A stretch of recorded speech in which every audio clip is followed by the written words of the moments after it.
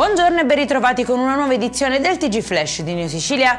In apertura maxi operazione contro una presunta frode sul super bonus a Siracusa. Sequestrati oltre 500 milioni di euro in crediti fiscali inesistenti. Nell'inchiesta risultano indagate 12 persone e coinvolte più di 60 società che avrebbero simulato lavori edilizi mai eseguiti in diverse regioni italiane. Oltre 700 pasticche di metanfetamina insieme a marijuana e hashish sono state sequestrate dalla Polizia di Stato in un garage di Catania grazie al fiuto del cane antidroga Brisca. L'operazione ha portato all'arresto di un 58enne trasferito poi in carcere dopo la convalida del giudice.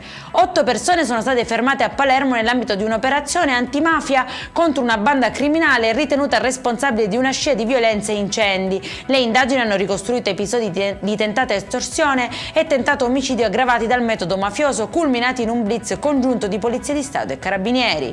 Avrebbe deciso di uccidere il figlio al termine dell'ennesima lite familiare. Un 81enne è stato arrestato a San Cataldo con l'accusa di tentato omicidio aggravato e detenzione illegale di arma da fuoco. L'uomo, fermato dai carabinieri dopo una trattativa, è stato posto ai domiciliari con braccialetto elettronico.